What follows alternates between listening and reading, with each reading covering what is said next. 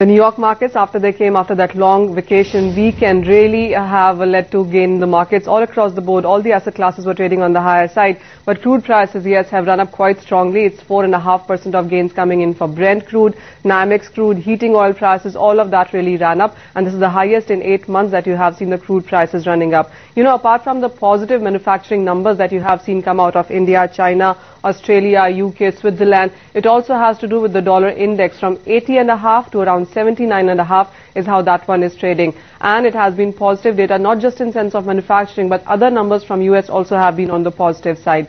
The US inventories data that when it comes out tomorrow might show a decline. And apart from that, it also is about the tension on nuclear program from Iran. All of that is really supporting the crude prices. We did see levels around 103 in the markets yesterday, and 105 is what the markets are talking about in this week itself. And the run-up has been across both. The base metal prices rose the most in last 3 weeks. The positive data has been supportive there as well. Copper prices gained up 2.5% yesterday, and Shanghai markets are trading in positive in the market today as well.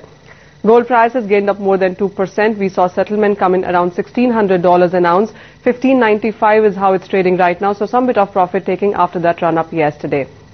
And the volatile trades coming in for silver, that gained up 6% yesterday, and the closing came in around $29 an ounce. Remember, we have seen $26 off a level also in this week itself, so some buying coming across board. And it's not just non-agro commodities. If you look at the agro space, the underperformers of 2011, sugar, cotton also gained up by 5% yesterday. It was an upper circuit in the New York markets, so very good going, very good first week of 2012.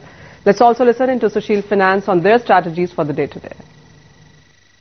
Copper is expected to trade in the range of 407 to 410 on the lower side to about 415 on the higher side. We expect the trend to remain positive, and I would suggest traders to go long on at current levels and dips to 410 with stop losses below 407 for a target objective of 415 and 418 on the higher side. A close above 418 can even be further bullish to even extended levels of 420 to 421.